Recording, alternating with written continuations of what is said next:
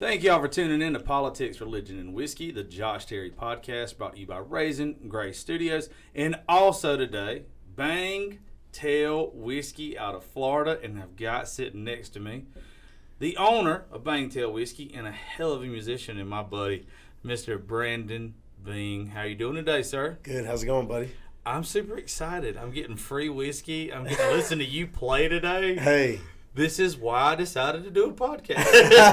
It's days like today that, I'm super excited about this. Me and Brandon known each other for a while. He's helped out with some Raising Grace events. He's going to help out even further in the future.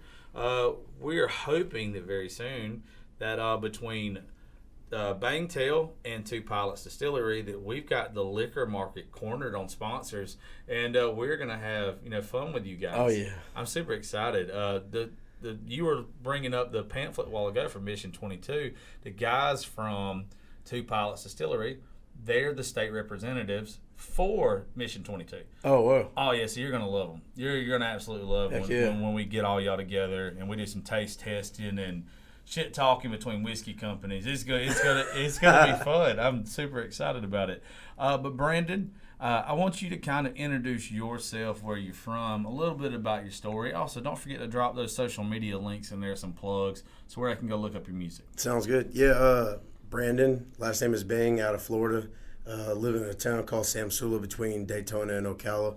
And also live outside of Nashville and Germantown half the month as well. So I get a chance to go back and forth, do music up there, record, write songs with a bunch of good musicians and other artists, and then I got a solar company and a whiskey company back in Florida. So just living the dream, I guess, right? That's right. I always forget that you deal with solar panels. Yeah. It blows my mind that I'm like, this is a real deal ass cowboy. He makes his own whiskey, but you know what? He's also energy efficient. Yeah, I'm off grid. I'm green. Oh, man. You're gonna have to come. All American Solar. You're gonna have to help us here with that, because that's something I hadn't got the first light bill yet for having a studio.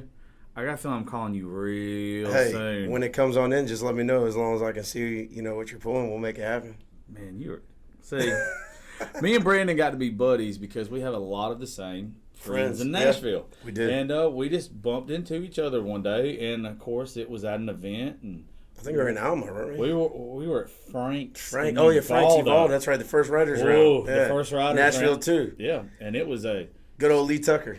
Man, he got so tickled. He called me earlier today, and he's like, I've done heard you mention my name like on 3 or 4 podcasts. Like, he was just so giddy about it. Yeah. And it was such a Lee Tucker thing. Oh, yeah. He said that he went to sleep listening to one of them. He's in Mississippi right now. Oh, yeah. And he said he went to sleep listening to one of them. And he said he heard me say his name twice in the podcast, and it woke him up both times. And he was confused about where the hell he was at. And I was like, that's Lee. He probably went to... I ain't telling what he went to sleep with. No, I know, right? Not that boy. I know he's been down there in Mississippi hanging out there at the Longhorn. He likes the bar down there at the Longhorn. He's a whole different breed. But that night in Frank's and Uvalde, y'all were doing the Nashville Riders round, and me and you got to talking and bullshitting. Then we ended up all staying at the same little trailer in the middle of nowhere. Oh my God! I remember waking up that next morning. And seeing everybody that surrounded us, and it was just like, you know what? We wasted a good opportunity for an orgy. Yeah, like there was naked people left and right. And nobody slept together. No, that was I remember. Was weird. I fell asleep on a bench, and then I remember there was like you woke up on children's bunk beds. Yeah, I remember walking in that next morning. And your big ass laying on this bunk bed with, I don't remember her name, and I wouldn't call her out if I did. But it was just like, they're on bunk beds. Yeah. And that thing didn't even have, probably made more than a 250-pound limit. Oh, no. It was probably less than that. Oh, yeah. And you succeeded it. I did. Boy. And I just remember in my head, I was like, I'm so glad they found the bunk bedroom before I did. Because if they didn't, I'd have done some dumb shit. Like, I can see me at 3 o'clock in the morning, like, wanting to drop, like, the people's elbow off the top bunk bed on who's laying underneath it. I was worried that we were going to collapse on the couple that was below us. I forgot that there was another couple. There was a couple on the there. other part of the bunk bed. There So was- y'all were on the top. We were on the top. There was this. There was these three. What was it? The bedroom was like next to us. There was Yeah. like probably 10 people in this trailer, all stacked up in spots with sardines. Like, Single wide trailer. Yeah. Shout out to the lady that let us use it that night, by the way. She's a friend of mine. She wasn't going to be there. And she was like, hey, y'all can just use my house. And I hope she doesn't regret it. Because, we sat in that yard picking and talking oh yeah. all night long. Sun's coming up. And I remember I was like, I got to go to bed. I drove into town to go to the Huddle House. I didn't. Like all the way to I remember y'all leaving, but I think I was. Baxley. Yeah, oh my gosh. Yeah. I remember y'all bitching about it now. Yeah. Y'all Yeah. were like, there was nothing anywhere close. Yeah, we had to drive all the way to Baxley to go to Huddle House. Then we drove back and the sun was coming up like you said. Yeah. That was a good night. That though. was a good night. That was a good night. And what made it real cool was the fact that me and you got to meet each other. Oh yeah. But you don't look like the typical cowboy, the typical country musician. Yeah. So I like when they was like, this guy's fixing to go on stage. And I was like, fuck, here we go, Kane Brown. And you got on stage and I was like, wait a second. Is this a Mexican or African American? Yeah. Like I didn't know what yeah, you were, yeah. but I was like, I You're like like, oh, the fuck out of this You guy. know that was so funny. I know Lee's gonna kick me for this, but because he always says you keep saying his name online. Yeah. But we were at the Swanee River Jam 2 years. Man, it's almost 3 years ago. And I remember I was walking up to the stage and Clint Black was coming on that night, and we're sitting there in a pit full of people, and I have a flask. And he comes up and I was like, hey man, and he's like, started cutting up. He's like, he's like, what you got in there? I was like, oh, you want something to drink? He's like, oh, it's probably some damn, Jaeger, some Fireball or something. I was like, no. I said, I don't drink that shit. He's like, what is it? I said, some Eagle Rare. And his face was just like, what, you got Eagle Rare in there? No, you don't. If you tell Lee Tucker you got some different brand of whiskey, Oh yeah. he automatically likes you. Yeah. When I told him I had the Eagle Rare in there, and then he sipped it, he was like, son of a bitch, he's got Eagle Rare in this flask. We became like brothers that night, Yeah. like. Oh, And he he would speaks go around so at first. highly of you. He was like, man, he's like, oh, my Mexican buddy, da da da. I'm like, wait a minute, hold on, buddy, I ain't Mexican. Yeah. The But wall. that's Lee Tucker. That's Lee Tucker. He's just like, he don't look like me. Yeah. So we've got to address the subject. He's like, well, old man George, give me some of them in here. Tell him. He's like, wait, you gotta be careful. But man, his dad, I love him to death. He's like a second dad too, and Lee's awesome, man. And we've just built really good friendship on the road. He's one of the best guys, man. He's changed. We've been good friends 5-6 years now, and it's Yeah. like I've had him in my life Forever. forever. Yeah. Like he's my big brother. Mhm. He's got like 5-6 years on me. Oh wow. He's aged horribly, by the Yeah, way. I know. But he's my big brother. Like I'm proud of him. Every time he puts a song out or whatever, he sends me the demos Yeah. for it and everything Same here. beforehand. We was in a truck earlier today. We was FaceTime one another, and I was looking for something. There was a song that I was going to pitch to you tonight for me and you sitting right together. Mm-hmm. And I was looking back for this thing that I had sent Lee. Well, I had saw where he had sent me 2 demos I never listened to. And so I listened to them, and one of them's called Damn Whiskey. And I listened to it. As soon as I got done listening to it, I messaged him, and I was like, I'm a shit friend. You sent this to me a couple of weeks ago, and it's so good. Oh yeah. So good. I mean, but that's one thing that I cannot wait to happen more of here at Raising Grace Studios is I've been blessed to be friends with guys like you, Chris Taylor, Corey Spires, Josh Corson, Heath Claxton, all the folks we've had on the show so far. Mhm. David McMahon, you're gonna love David McMahon. Hell yeah. But all these guys, and it's because I want all of us to kind of get together every now and then, sit around, tell some lies, drink a little whiskey, That's it. beer, whatever, Yeah. and have our own little version of Nashville here. Because I don't like Nashville. Yeah. I don't like the popularity contest that it is. I like the musicians, but like me and you both have got to have friends that are singing every night on Broadway that can out-sing half of what you hear on the radio. Oh yeah. And it's like, why are they not being featured on country radio? Why are they not a star? And it's popularity contest. It's a popularity contest. It's a political battle. You got to know Dominique Hutchinson. Dom? Do you know Dom? Mm-mm. Dom is one of mine and Lee's friends. Okay. But she's friends with like Justin Dukes. And, I know Justin. Yeah. all these folks. I texted him earlier actually. He was supposed to be here yesterday, but Okay. he moved. Yeah, he's doing that show this Friday or isn't he doing a show? He did one at Crazy Bull Saturday. Crazy Bull. Okay, Saturday. That's where it was. Yeah, Saturday. We were supposed to go to that, but Georgia lost to Alabama. Oh, yeah. And I was not going to a bar around a bunch of Alabama fans. I hate the University of Alabama, and I'd have gotten a fight. Mm-hmm. I wouldn't have been good. I wouldn't have wanted. You'd have been in jail. And I'm not even a Georgia fan, but I hate the University of Alabama. I hate their shit talking fans. If you were a fan of them from 1990 to 20 whatever it was, 2009 or whatever, then yeah, I'll mess with you. Because you're not a bandwagoner. But ever since they started winning with Saban. Once Saban got there, you can just go to hell. Oh, yeah. It's not even fair. Yeah. And I don't like hearing them talk. But so with you, when we first bumped into each other or whatever, it was this, you like stole me that night. Like I was like, this is going to be my boy. We're going to get to know each other.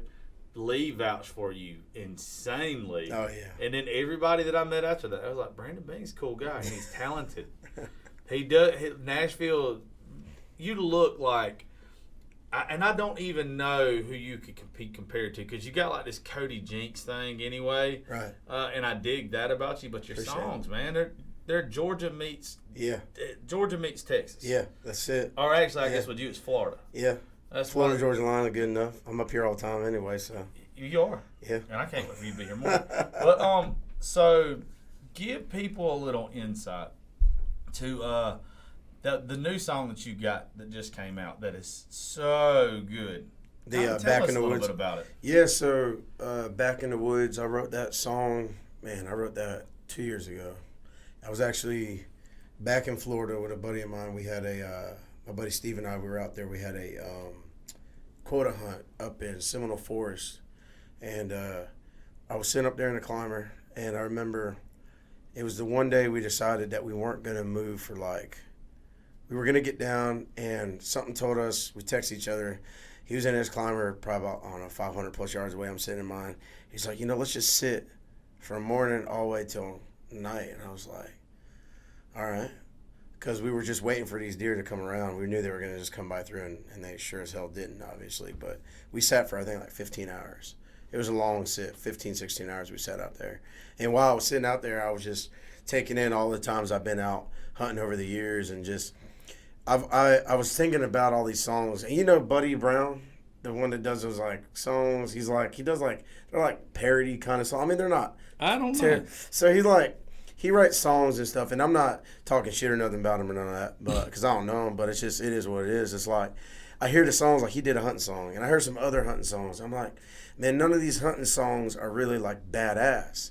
Yeah. And it's not that, anybody can't write a hunting song, but it's it's all the same cliche bullshit over and over Sitting and over here and over again. Waiting on the deer. Drinking beer and wasting bullets. Yeah. You know what I mean? Okay, well, why? Like Luke Bryan, come on now. Well, think about it. You drinking beer, you wasting bullets while you're waiting on the deer? Because you're going to scare the deer away if you're wasting bullets. You can't just shoot shit out. But no. My God, I've never broke that song down. You just ruined it for me. I already didn't like it, but now I'm like, you're right. Sitting here drinking beer, wasting bullets. That's why he can't find no deer. Because you can't He's literally. shot at the air. You've been shooting them all off. Exactly. You see what I mean? That's the dumbest damn song ever now. That's it. I hate Luke I'm Bryan. telling you, That's for me. almost as bad as one margarita. It's But almost as bad. Well, as you one didn't have to go margarita. to Mexico for that one, at least. I mean, yeah. Shout out, by the way, to BT Walters. He's a big old fella. He's cool as hell. He's in that video. Oh, yeah? He's from Milledgeville. Okay. He owns Dairy Lane. Yeah. He's such a nice guy. He's friends with John Langston. This dude's always John having Langston. the best time. Hell yeah. And he's literally a mountain. He's 6'7", Really? 350, something like that. He's not one you see Big at the old boy. bar and be like, you know what? I'm punching that sumbitch tonight. You're like, nah, I'm going to buy that guy a drink. Yeah. We're going to be buddies. Yeah. Or, I'm at least try so he don't beat my ass. Yeah. He's so nice. I actually, Trey Landon? Oh, yeah. Trey, yeah. Trey and me are buddies. He's going to be they're grooming him. He's like the next Luke Bryan. I hope he is. Dude, I love him though. Like I tried to call him earlier, and of course his text back was, "I'm in the studio." Yeah. But he's my favorite little fella. Man. Yeah. I love him. He's definitely got something. Yeah. I guess when they talk about that it factor, he's got the it thing in Nashville. Sure. Except if I see him with a pair of skinny jeans on again, I'm probably gonna kick his ass. I can't do that. But you know what? I say I can't do it, and I hope like hell I'd never sell out. But he gets to work with Dallas Davidson. Oh man, I love Dallas. And every Peach time, pickers to the core. man, every time we have been in Nashville, and Trey has been nice enough to take us over to see Play It Again Studios, and you walk in and you see all these awards. Yeah, just sitting there. Just all these CMT awards and everything. You're like, my buddy is in a place of holiness. Yeah. Like this is such a cool ass place. Oh yeah. And but that's what we really want to build here though. Like, but I want it to be real deal, middle Georgia, South Georgia, North Florida, where the hell you're at in Florida. Yeah. Like I want it to be that. I want it to be a safe haven for all of us to come and just Muscle Shoals. That's it. Just stuff to where you're like, this place in the middle of nowhere. Yeah. I know that Josh and Raising Grace can push it. If it's put on social media, we can cross-brand with one another because y'all are too talented. You're too talented not for more people to know who y'all are. When you're not singing about bullshit. Yeah. Me just coming off of radio, it's where I had to hear bullshit. Yeah. All day, every day. Yeah. And I had to act like I liked it. You get sick and tired of being sick and tired. I mean. Yeah, it's unhealthy in my mind. Like. Well, it's not real. It's not real. Well, and that's the thing. Like, when I did that Back in the Woods song, it was the same thing. Like, I wanted to make a hunting song that when you hear it from verse to verse, including the chorus, it just built. And it was something that just really cornered what a hunting experience was about from start to finish. All the way from finding it, spotting it, to shooting it and dragging it back and gutting it and, what it's like to have just like a big revival and just you like played that during the Velvet session, right? Did I? No. Okay, well, we're going to have to do a Facebook Live after this because everybody's going to have to. That's well, you know what? We don't even have to do that. No, I'll get you one. Yeah, I'm actually doing a video on Nash. Yeah, but they can go get it right now. Yeah, they right? can. They can download it. They can go get it on it's on Apple, iTunes, Spotify, whatever. Amazon. You can say Alexa. That's right. Alexa, play Brandon Bing Back in the Woods. Back in the Woods. I know if I say that, like some porn titles popping up, though. Yeah, It was Yeah. Back in the Woods. Wild Mixed Man Back in the Woods. Guy, the one that shot the bear back in the day. I'll never forget. I was in high school when that guy shot the bear with his old lady. And that went viral all through high school. And we'll be talking about a whole different types of points and racks. So, you make Bangtail whiskey. That's it. The bottle you gave me, we can open this up and drink it here now, right? You didn't give it to me like whole for a special occasion? No. Have at it. Well, we're gonna have to drink this on ice. Oh yeah, on ice. That's the only way. That's the only way to do it. I mean, you can sip it neat too. I don't know. I'm a big whiskey connoisseur, so for me, like when it comes to a whiskey and a bourbon, the front and the middle and the back of it, like just the flavor profile is so important. And I do it on the rocks because, you get a little bit of a chill and then you get a chance to just really enjoy, like I said, the flavor, and the warmth of it. Yeah, well, I'm big, obviously, with the name of the podcast being Politics, Religion, and Whiskey. Big whiskey connoisseur. Love it. But my trashy ass, and I say trashy, but I like Jim Beam better than I like damn anything. I don't know why. I don't know if it's because Hank Jr. sung about it in every damn song growing up, and it's just embedded in me. But lately, I have tried, because of Lee Tucker, to branch out and try new whiskeys. Sure. And what's the ones I'm big on right now? Reserve. Woodford Reserve. Woodford Reserve's good. Buffalo Trace is just stupid good. But you let me try yours before. We're drinking it now. Your stuff holds up. Appreciate it. For a new company. Yeah. I mean, it definitely holds up. Yeah. And I'm glad that you part of the fam. Yeah, I appreciate it, man. I appreciate you having me on, and having a chance to enjoy whiskey. It was a good conversation. That's why it's like one of my favorite things. It's just Well, I believe that all of your listeners and all of my listeners and everybody, I think that they need to know the person behind the artist. Sure. VH1 used to have a cool ass series called Behind the Music, and you got to know the artist. Yep. And it makes you like the artist so much more. Even stupid ass Netflix did that dumbass Motley Crue movie. Okay, yeah. I don't like Motley Crue. Right. I'm not a. There's some '80s music I really dig, but there's not a lot of it. All of it, right. It just don't appeal to me. Yeah. You know, there's a couple that I know I could see myself having a good time with, but it's usually bands from the 60s and 70s that are starting to fall off into the 80s that still have one or two good hits, like Rolling Stones had a couple. Yeah. But I can listen to Rolling Stones start to finish. That's timeless. Yeah, it doesn't matter what generation it came out in. But, oh shit, I got sidetracked. What was we talking about? Well, you was pouring it. And then, that's what confused me. Yeah, I think that's the thing. See, when you start pouring it and you just hold on to that rock glass bottle, it's very difficult. You know, it is. You get distracted. I have ADHD, so it's pretty common for me as well. No, you know? I remember. It was because of this. But goes back to the night we met each other, drinking whiskey, hanging out and everything. It was where you started talking and you appealed to me so much more, and that's what made me like you more as an artist. Was this guy is actually cool. Like, there's some that, you know, we both have ran into. Sure. That, and I don't try to call out any names on it, but they're assholes. Yeah. And they think the shit don't stink. Yeah. And they think, oh, I'm a musician, I should be treated differently. No, you shouldn't. No. You're a person. That's it. We put our Wranglers and boots on the same way, right? Some of them don't put on Wranglers. Oh, that's right. I forgot about that. I don't know. Last time I checked, we don't make skinny jeans. I'm telling you, closest I get to skinny jeans is I wear the straight fits. I remember one time I was in a place. I love this place in Nashville called Two Old Hippies. It's in the Gulch, and that's good with Diet Coke. It is, right? Oh God, it's good with Diet Coke.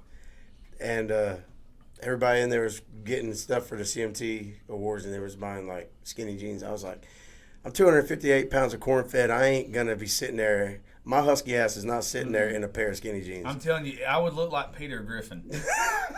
That's what it looked like. It would look like you took a tube of toothpaste and you only had a little bit of toothpaste left. So you squoze the thing to where there's toothpaste at the top of the thing, but it's not at the bottom. Yeah. That's what I would look like in skinny jeans. That'd be bad. It would look the moose knuckle wouldn't have any room to breathe down there. I prefer the camel hump. The camel. The camel hump, sir. I believe it's called a camel toe for a lady. It could be a camel hump for a gentleman. It's like a camel hump. I don't know, dude. How old are you? I just turned 32 in April. Okay, so we're about the same age. The older I get with the moose knuckle reference is the more I can see it now. Yeah. And it's just like, oh my God, my balls are going to touch my knees. Like, they won't stop dropping. Nope, they don't. Gravity's a bitch. Yeah. But back to them getting to know you as an artist and not talking about my moose knuckle. That conversation that we had, you're very enlightened. You see stuff not necessarily the same way I see it, but you're very educated. Sure. And when we did our last event together out at Kerrigan's in Vidalia, I remember that. We stood in the parking lot forever, and you blew my friend. I had Neil Mullis, the big fella. Oh, yeah. I had him here on the podcast last week, and you blew him and his wife's mind on some of the stuff y'all were talking about. So I thought, with as educated as you are on these subjects, that it would be really good with the election right around the corner. Absolutely. To have you in here, besides for us to sip some good whiskey, talk a little music, maybe we can enlighten a listener too. Sure, absolutely. About our voting rights. All right. So, I'm going to guess you're voting for Biden. Oh, I can't. The rattlesnake on your cowboy hat gave it away. Yeah, no, I'm sorry. Oh, not happening. Some of us have the hiding for Biden sticker. Some of us are supplying it. You know what I'm saying? Yeah. You ready for him to sniff you? Yeah, no, I'm not doing that. I don't like sniffing children. Yeah. Doesn't work too well. We've got a new shirt, which, by the way, by the time this comes out in the morning, we'll have the the edit up so you can see it, the final mock-up. Sure. But we have a shirt that's being released to this week. It's called Cast Your Vote. On the back of it has a check box for Creepy Uncle Joe. Then it's got a check box for Daddy Trump underneath it. So if you want to get your Raising Grace Cast Your Vote shirts, get with us. They'll be available Friday. Just some of the stuff you were explaining to us that night. Yes. That's for these people who do not pay attention to politics. Sure. I'm obsessed with it. Yeah. Somewhat like the way you are. Yeah. And if you had someone, let's say a member of Antifa, listening to you right now talk, sure, how would you describe Trump's America versus Biden's America? Well, I mean, I think first and foremost, there's a great divide between the two of them. So Trump, the thing that people need to look back on if they're going to really evaluate what he brings to the table, regardless of him being the president right now, is you got to look back from his historical, past as an entrepreneur. He's a real estate and a business mogul. Tycoon. And he's a tycoon, yeah. And with that being said, I think, this country, there's been this separation over the last several years. I definitely recognized it after I graduated high school back in 2006. But, it's that people in American society have lost not everybody, but a large percentage, which I would say is obviously the majority, have lost the free will of like independent thinking and creativity and innovation. Because now people are told that if you think outside the box, where it used to be called creative and artistic, right, which me and you and other people like us strive for. Now, if you even say something different than the majority, correct. Well, and that's the thing is like you're chastising shit for it. Well, it's like, do you remember? I remember it like this, and I relate to a few things. But back in the day when I was a kid growing up, I remember in grammar school, teacher would always say, there's no such thing, class, as a dumb question. So if you got a question, ask the question, because 9 times out of 10, one or all your classmates have the same question. So you're sitting there. These are things that we have instilled by our educators when we're young. The thing that's troubled me in recent years when looking at like the educational system, and then this is kind of cross-referencing to Trump, since you're talking about that, is this country from our founding fathers forward was built on small business and enterprise. It was built on trades and vocations. We used to have block masons. We used to have pipe fitters and welders, farmers, ranchers, so on and so forth. All these different trades and vocations. And where it where it got skewed was there became and this is just a quick aside, but what generation, Josh, are we considered? We're actually considered millennials. Millennials, I fucking hate which that. is crazy, right? I don't know how. Somewhere we're in the tail break. What is the cutoff? Like 35? It's 80. If you were born from 80 to what? To 2000. 2000. So 20-year block. Gen Xers. Okay. Our engineer Lacey is pulling up to make sure we're right now. Okay. But yeah, I'm just trying to. I think it's 80. It's 38. Yeah. Okay. So it's So and yes, 1980 to 2000. Okay. So that's the thing. So here's my issue with it. Right. They put us in that. We're on the tail end of it. Right. Yeah. However, what I've seen in recent years, and especially being a business owner myself today, and also being a minority, because that's just the fact of what it is, right? It's like, okay, everybody has equal opportunity. The fact that people want to sit here and tell you that, oh, well, I don't like the whole Antifa, Black Lives Matter thing. I think it's all bullshit. Why? Because of the fact that I'm not saying that black lives don't matter. I think all lives matter. I think that there is a misunderstanding and a miseducation in society amongst different minority groups, particularly African Americans, with saying that they don't have these opportunities, but that's false, because they all have equal access to the tools and resources, going to school, making something themselves, applying themselves, being surrounded by people that are smarter and more educated than them. When you got the large percentage, I can't give you, don't quote me on this, I don't have the exact percentage, but when I could say a large percentage, I'll just use that as a reference, a large percentage of African American homes don't have a father figure in them. It all starts at home. Well, that's what Candace Owens is always preaching on, is that We have a group of individuals in this country that want to blame everybody for everything, but they don't want to look at their home life to start off with. A lot of these families that are lower income, that have never, prospered, it's not their fault. It's probably the father not being their fault. And it's bullshit. The father should have been there. I will always everywhere. But that's where you got, especially our government. Our government screwed us on the deal, or screwed these people on the deal. Is where when you start giving incentives for a fatherless home, and that's what they've done with the you're welfare. Entitling people. It's entitling people. Well, that's the problem. You're telling women and children now that you don't need a father in your home. Right, and so women, one thing, and this is nothing against single moms. Yeah. But there's a high percentage of single moms that are dealing with this. I don't want to call it a power struggle, but it's like they're out there wanting to be independent. I respect single mothers being independent, but I've noticed that it seems like in the last decade and a half, there's been a very high percentage increase of single moms.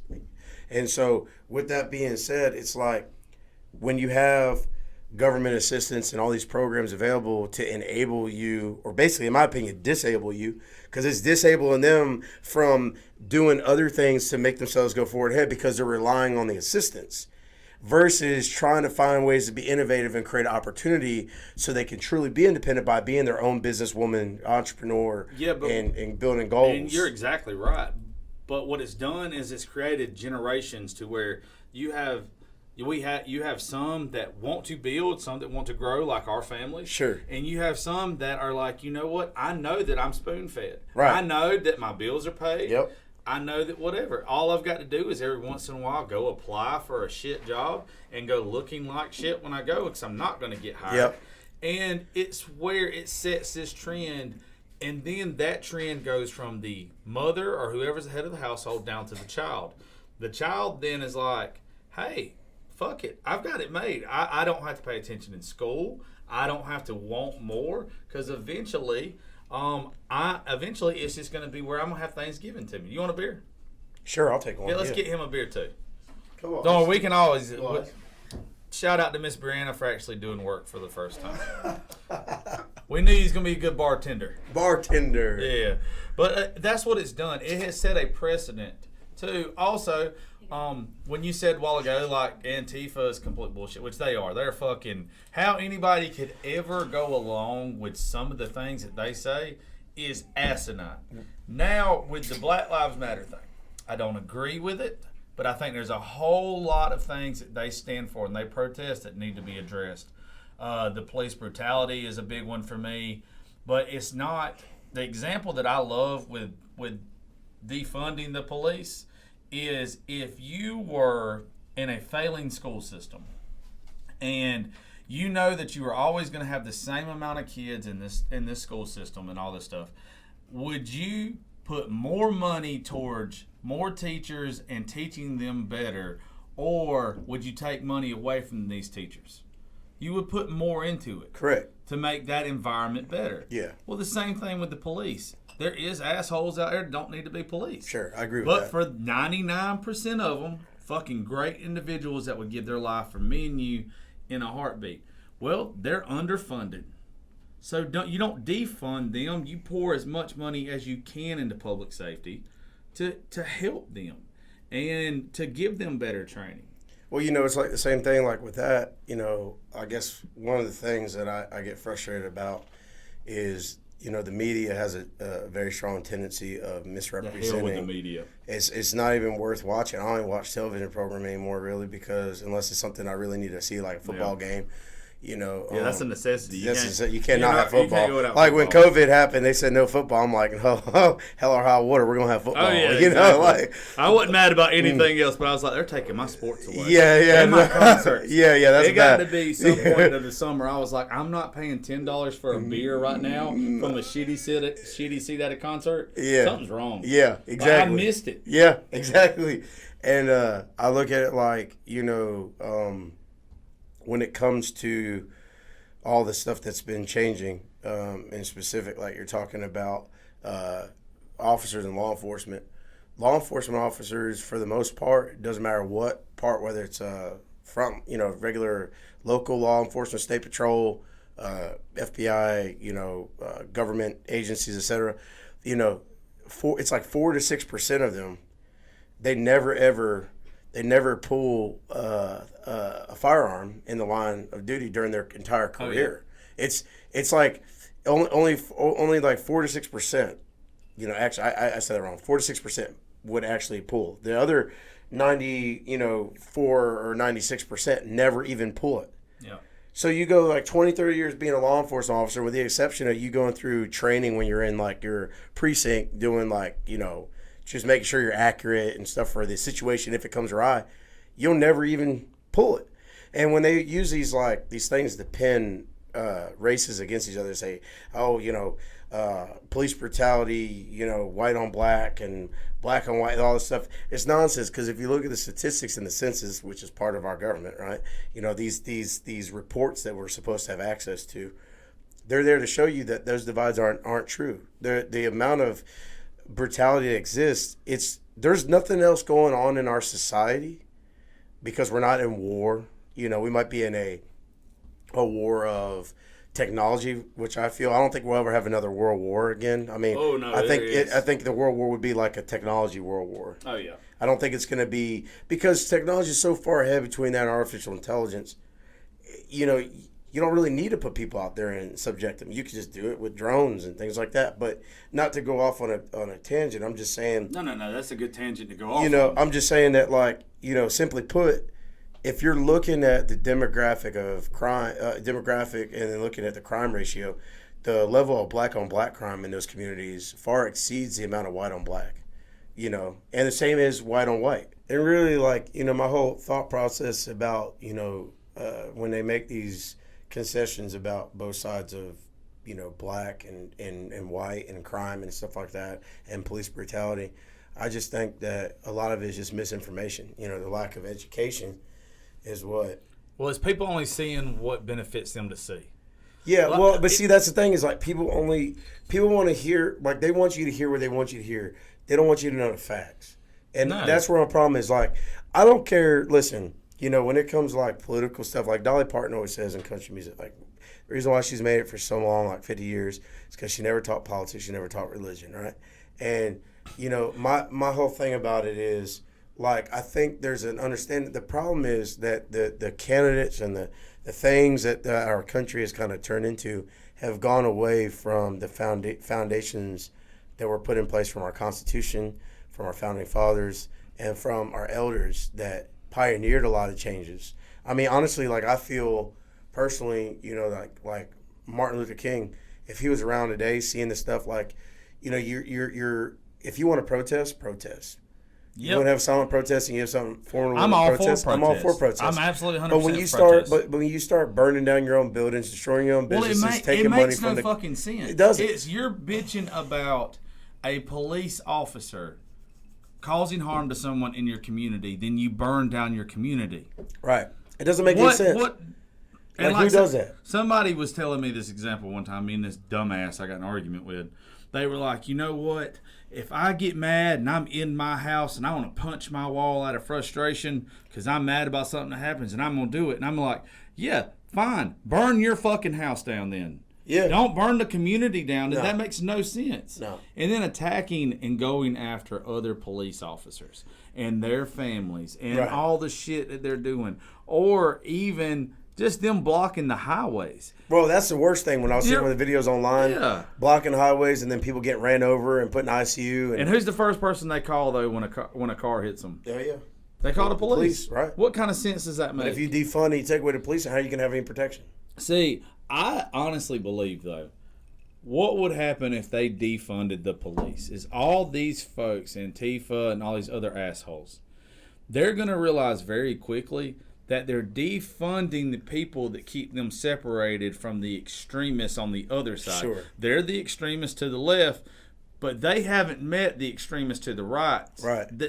When they think extremists to the right, they're thinking, skinheads and white supremacy. They don't realize there's a whole lot of country boys and girls and a whole lot of cowboys on the other side that don't tolerate bullshit. Yeah. So You can go out here and run your mouth and do whatever. If you defund our police department, well, the good old boys and the good old girls going to get together and be like, okay, you know what? We still need regulations here. Yeah. If not, y'all are going to come try to steal my house. Right, and there are going to be people in their community to sit there and protect what's theirs. Yeah, exactly. That's what you're supposed to do. You have the right to bear arms. You have the right to protect what's yours. You have the right to speak. And that's another thing that just blows my mind with these dumbasses. They're sitting out there protesting and wanting it to be where, hey, I want you to take all the guns away from these other folks or whatever. First of all, you ain't getting no country boy or country girl's guns in the first place. Anybody that's proud of that amendment, not getting. How are you going to come up to protest where you're bitching about gun violence, but then end up using the guns for violence that you brought along? That African-American police officer that was retired on the pawn shop in Detroit Oh, yeah. got killed for trying to protect his pawn shop. Mm-hmm.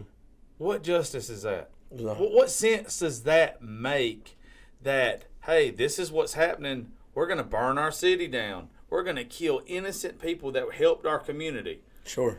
But then we're going to get mad because a police officer shot somebody for not following their instructions? Yeah. I don't care what anybody says about it. I've been in trouble with the law before. I know a lot of people have been in trouble with the law before. If you listen to what that police officer says to You're you, going to be all right. you know, there's a whole lot of times not having an attitude will get you to go home. Yeah. But if you're completely in the wrong, you got to know, you got to put that responsibility on you. If you driving with a brick of Coke or whatever, and you get pulled over and you start acting like an asshole, then they were like, oh, this dude's being suspicious.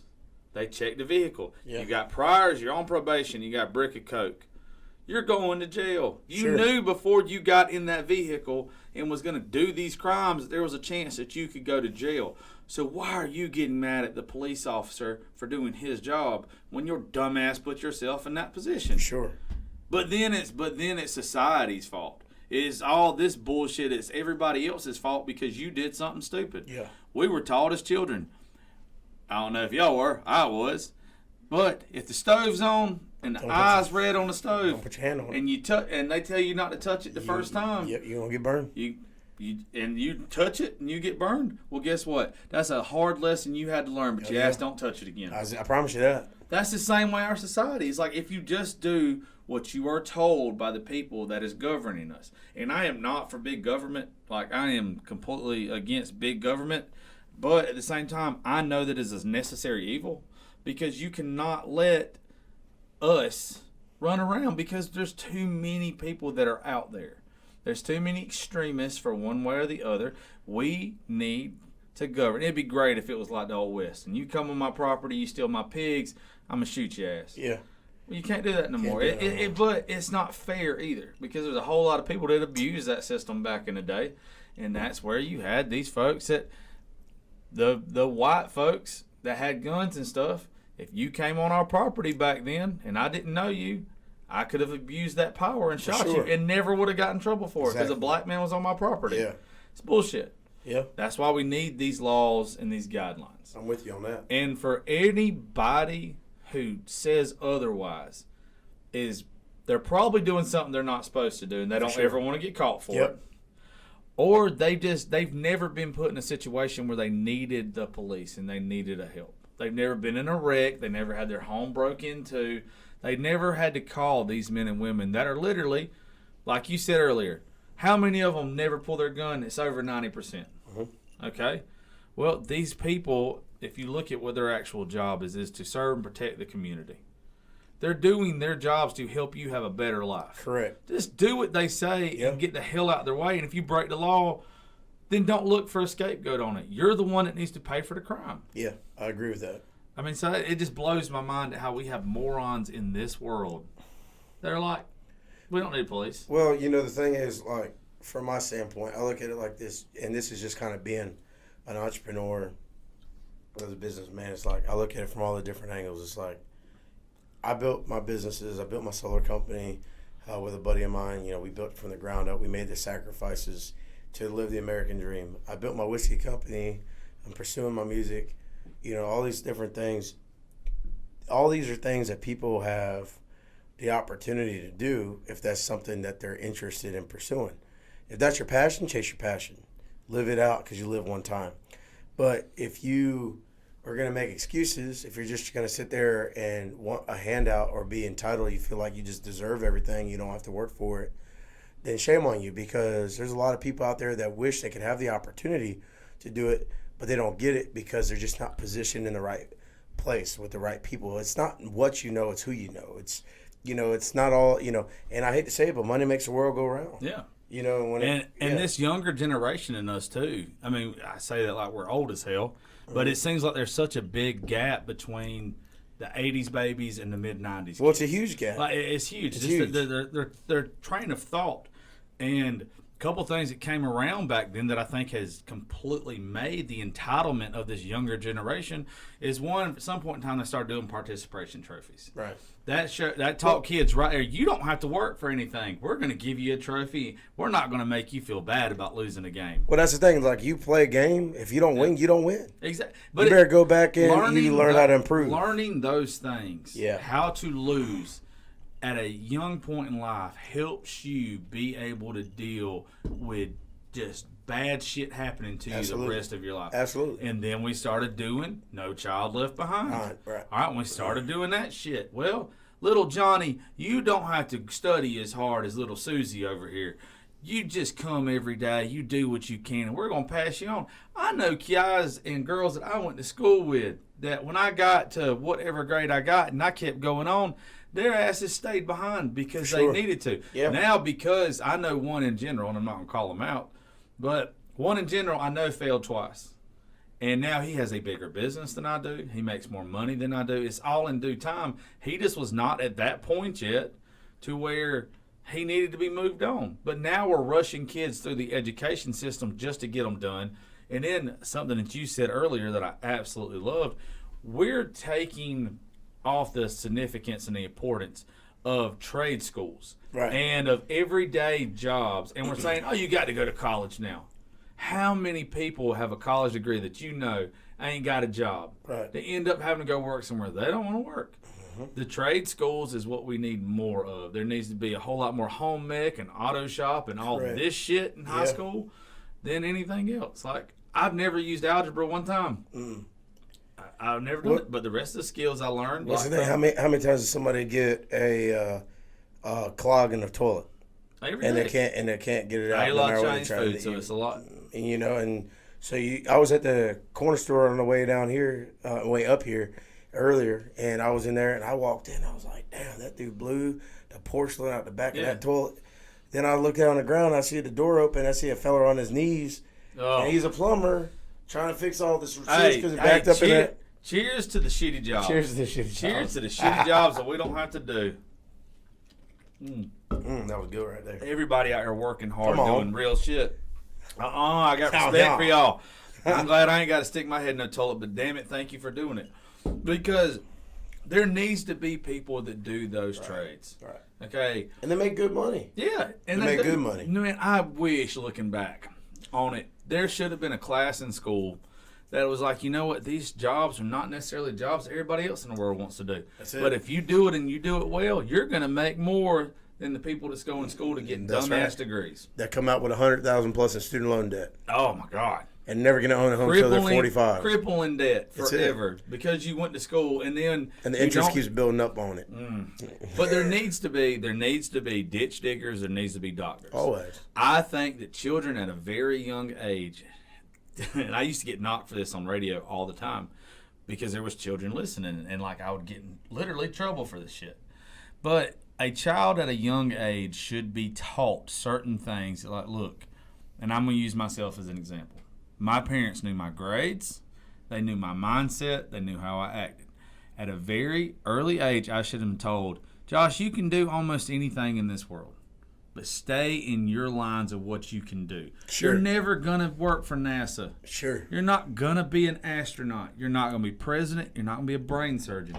But if you try real hard, maybe you can be a mechanical engineer. Absolutely. Maybe you can be a CNA. Correct. You're not going. You can go to those fields and work in those fields, but you're never going to be somebody that does open heart surgery or put somebody on the moon. And some people get pissed about that. Like, my kid can do anything. Your kid can't divide 4 divided by 2. How you think they going to do open heart surgery and work for NASA, dumbass? Yeah. It ain't happening. Yeah. There's some parent right now listening to us with their arms crossed, acting like a total Karen.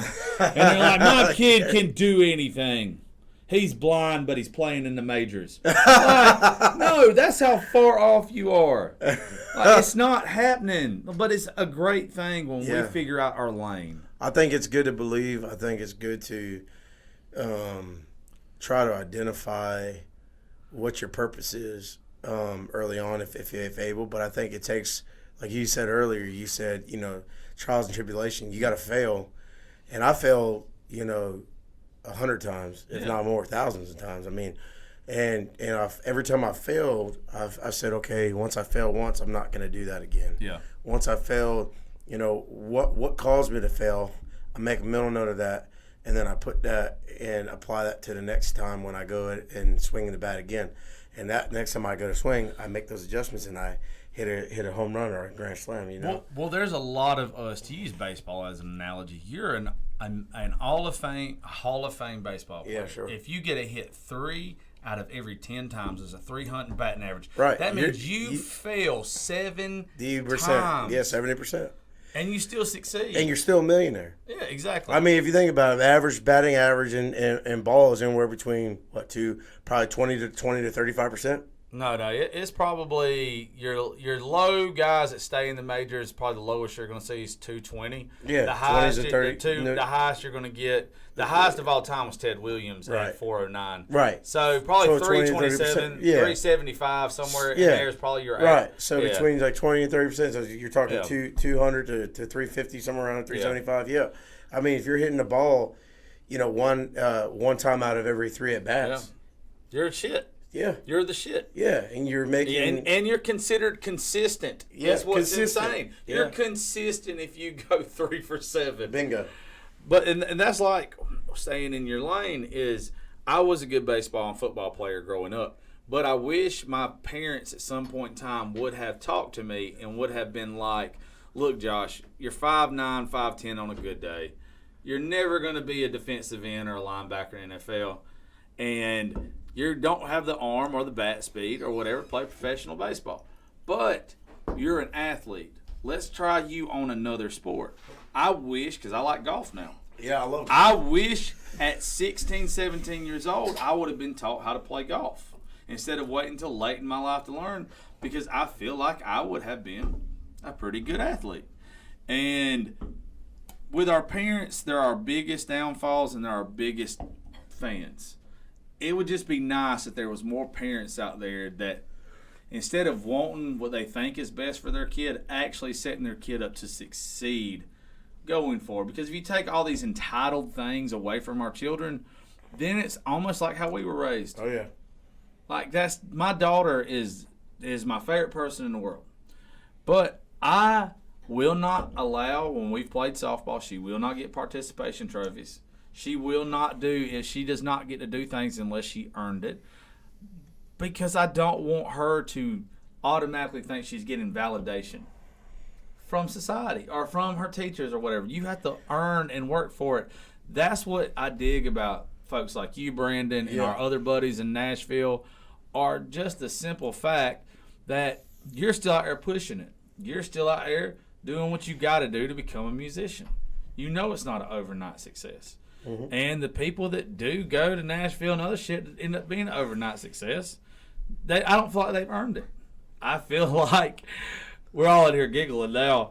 I feel like it is where George Jones, Merle, Waylon, the way that they all did it, the reason why they're going to be forever legends and names is because they did it the right way. And that's what I like about the starting off musician that's been around for a little bit, that's gritty, that knows what they are. There's something so fucking awesome about that to me. I just love it. I appreciate that.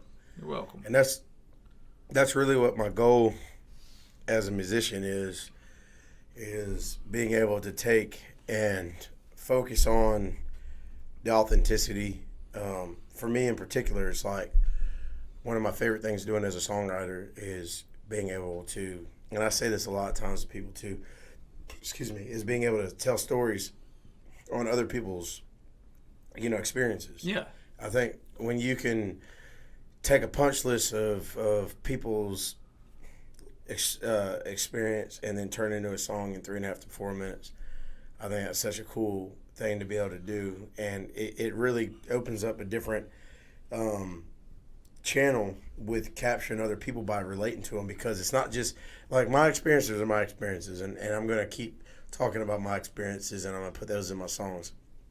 But when I can take somebody else's experience and I can do the same thing, then there's a deeper appreciation, because those people are like, wow, he was able to say what I've been trying to say all these years and put it into a song, and now that song is part of history. One thing with what a songwriter means to people who don't have anything to do with music, just listen, is we're all taught that we're unique and all this stuff, but there's a whole lot of folks that are just like you that are waiting to hear your voice and to hear your message, because they grew up like you, they act like you, they've had some of the same life experiences. So when you put it into pen and paper and lyrics and all that good stuff, music behind it, well, you're telling their life story too.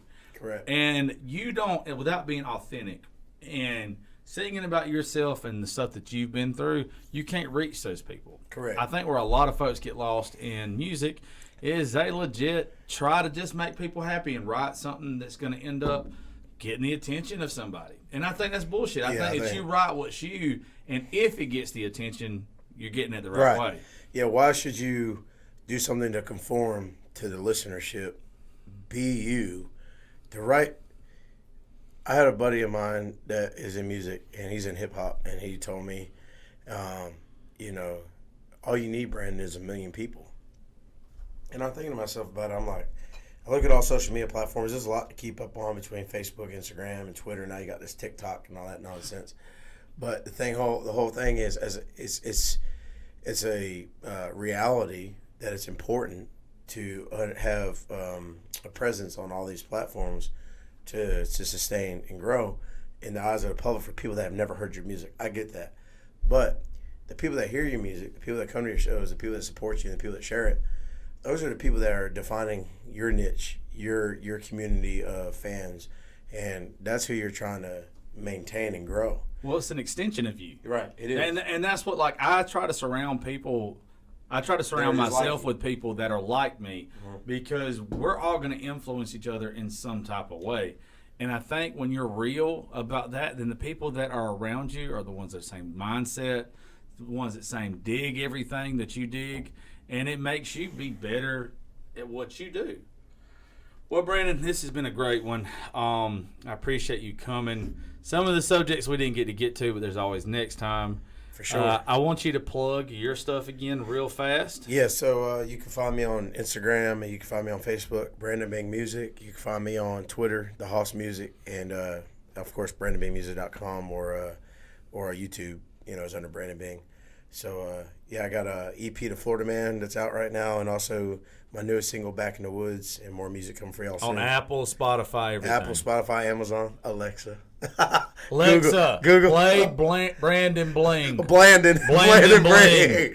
That's because of that damn whiskey. We don't plug your whiskey too. Oh, Bangtail Whiskey. Follow at Bangtail Whiskey. Got a lot of stuff coming soon. Stay tuned for announcements, shows, and much more. And I'll see y'all soon. Hoss Nation family. Till next time. Thank y'all so much for tuning in to Politics, Religion, and Whiskey, the Josh Terry podcast. Catch you.